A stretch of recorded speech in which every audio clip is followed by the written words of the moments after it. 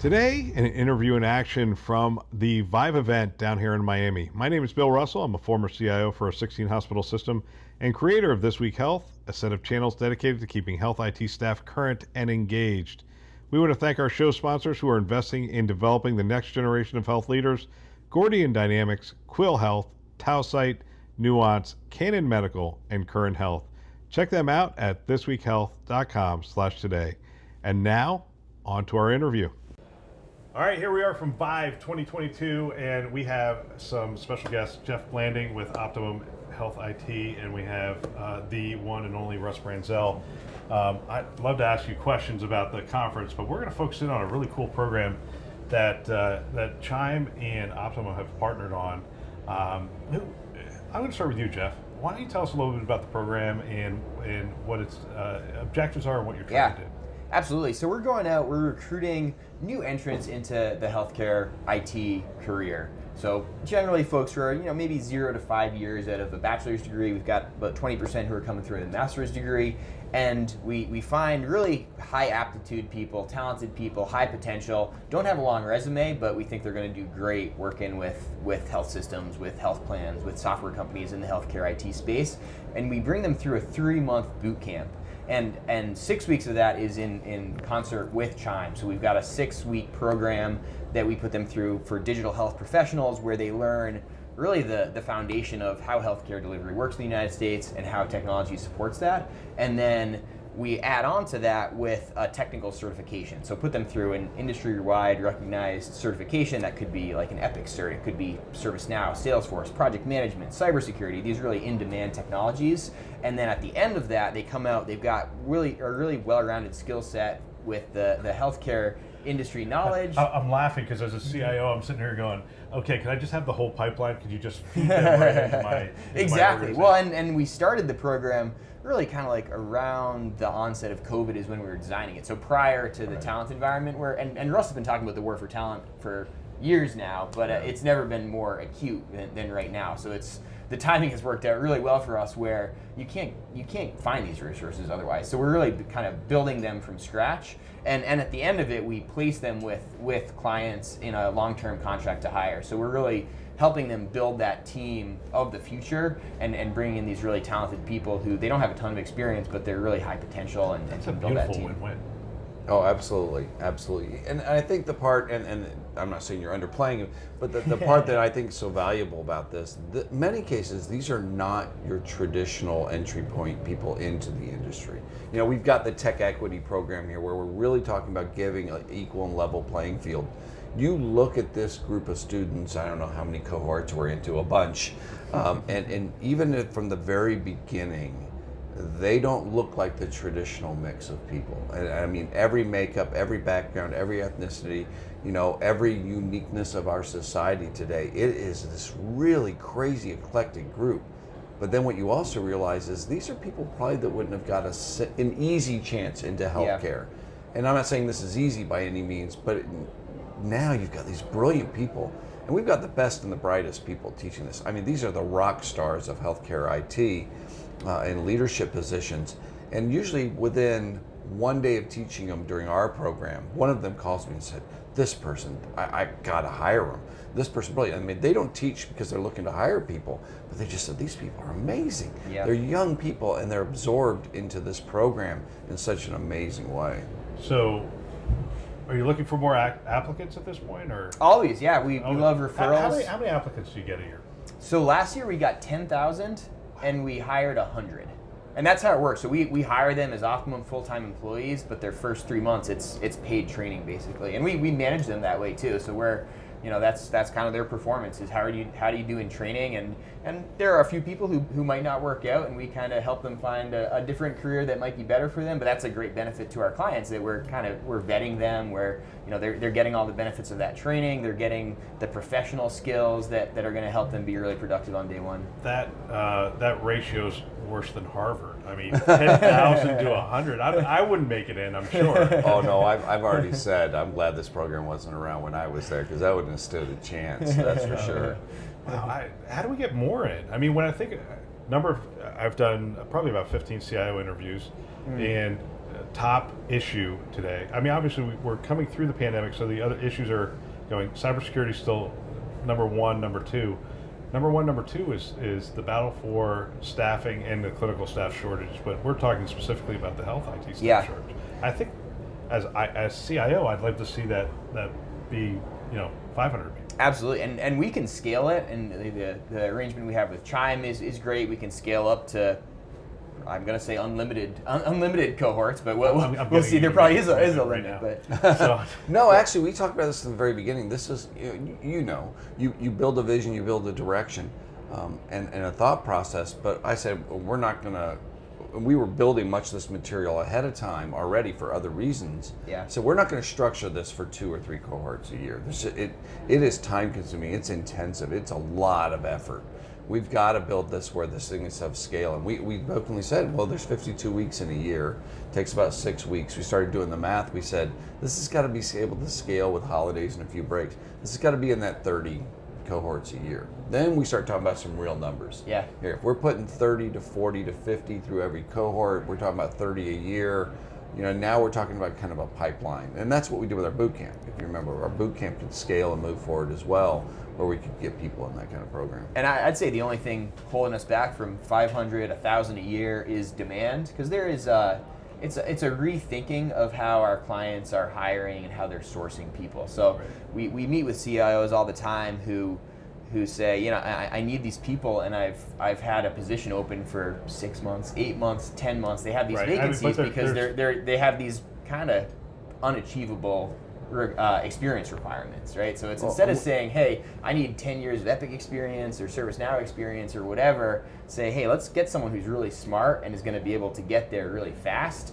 And then instead of having a vacancy for 8 months, 10 months, you can have someone today who in 8 months is going to have 8 months of experience and be really valuable to you. Well, and you've been interviewing people.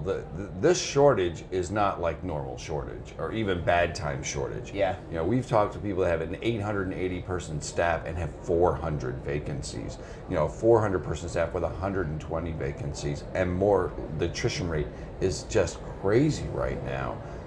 Even if this doesn't plug a big part of that hole, it's going to start plugging some of the holes. Yeah. And you scale this across all of our membership, which represents a vast majority of the hospital's big medical groups.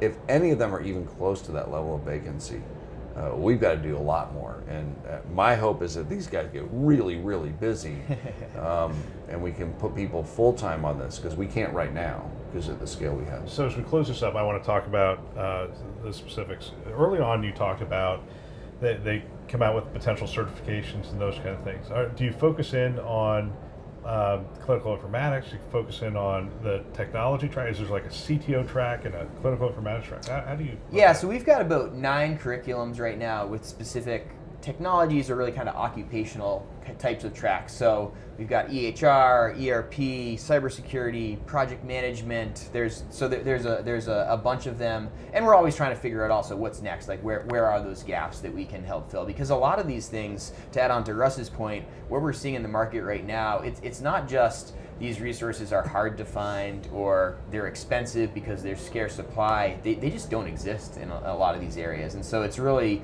an opportunity to build them from scratch. So it's kind of that buy versus build type thing, and we're there to help build those resources up in specific technologies and in specific areas. So the technologies are an important part of it, but I think a lot of the benefit of what we have, especially with the CHIME partnership, is they have that technical certification, but they also have just as much the soft skills, because all along the 3-month program we're developing the professional skills and having executive presence, being able to lead a meeting, being able to take minutes, circulate effective emails, things like that they don't necessarily get in a bachelor's program, and then also all the industry context that they get from Russ's team and from the CIOs who teach those classes. So they come out with the technical certification, which is a little bit newer to them, but I think with those other 2 pieces, with the context and the soft skills, they're a really, really well-rounded package and can be really effective on day one. And that's what I talked about with you. So the membership, CHIME's membership is phenomenal, always giving back, always thinking about the next generation.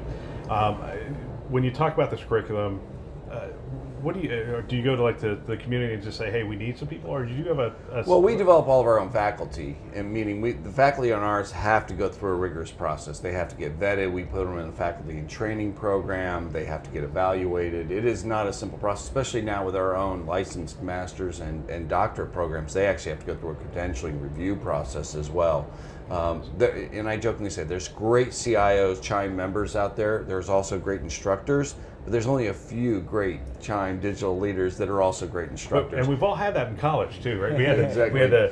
they were good professors and they could do research and that kind of stuff, and then we had communicators who we like gravitate towards, and they told stories, and we left and said that was a great class. But at the part I want to add on to his curriculum part, and we were working on this a little bit before, which is why when I talked to the folks at Optimum and they said we're about to do this, and I said, whoa, you're not going to believe what we're working on. I think there's a great fit here. What we did was we went out to about 50 very senior leaders, and this was well before the Optimum engagement on this, and said, if you hired a new person tomorrow, what is everything you'd want them to know about healthcare? And we got massive lists. But what was amazing was half the list was soft skills. Half of it was life skills. I mean, our CFO of CHIME does a whole personal finance class for him on how do credit cards work, how do bank accounts work, how do loans work, how does debt work. And what we found from a lot of these students are no one's ever taught them these skills. As a matter of fact, they ask for more of it. Some of them get mentored. And then we've got this huge curriculum of 30 plus classes, plus 5 soft skill luncheons they do every week. They have to read a book every week. They have to do cases every week. I couldn't pass the class. I'm just telling you now. It's way too much work for me to go through all this.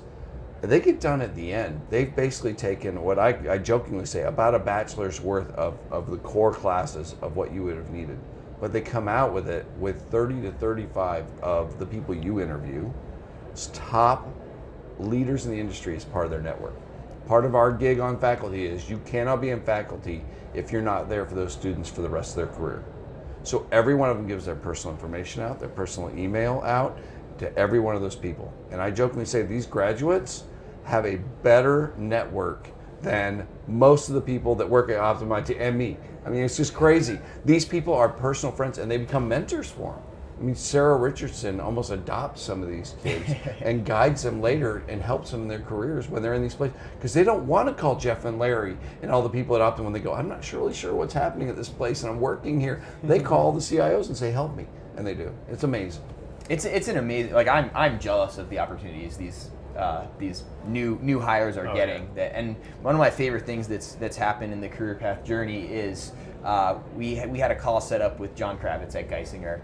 And I was ready to pitch him and convince him why CareerPath was exactly what he needed for his talent challenges. I had my slide deck ready to go, and we get on, and John says, listen, Geoff, I've seen these 4 people in action. I taught them in class. I love them. I want to bring them onto my team. So what do we need to? Can you send me an SOW, a contract? Let's make this happen. I said, oh yes, we can, Yes, we can. And I was seeing him the other night, and he was raving about them. So it's really it's amazing, and it's really a great match between helping folks really get to that level where they can get their foot in the door that they might not have had the opportunity to, and exactly the challenges that folks are Where seeing. can people get more information? Both sides. From I want to put my application in. Where do I go for that? Yeah, so they can go to OptimumHIT.com, and there's both pathways. So if you're looking for a career in healthcare IT, we've got the candidate pathway, or to reach out to us, they can also email me, gblanding@OptimumHIT.com. And if people are saying, hey, no one in healthcare right now is saying, hey, I've got some extra time, but they're saying, hey, I think I want to start doing this. I want to give back to this next generation. Is there somewhere on CHIME that they go to? Well, it's not as much as a resource as much as a process that's on there. So Tim Stedheimer now serves as the provost of CHIME University, which is actually a real thing. It's not just a clever name.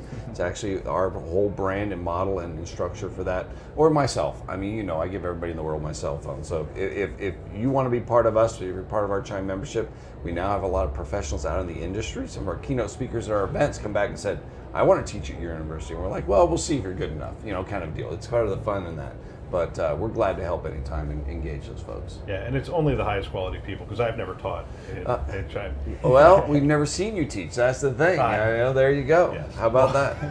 I'm sure you would be great. I actually did teach at a university for a while. All right. Geoff, thank you for your work. Appreciate it. And Russ, as always, fantastic to sit down with you. Thank you for all you did.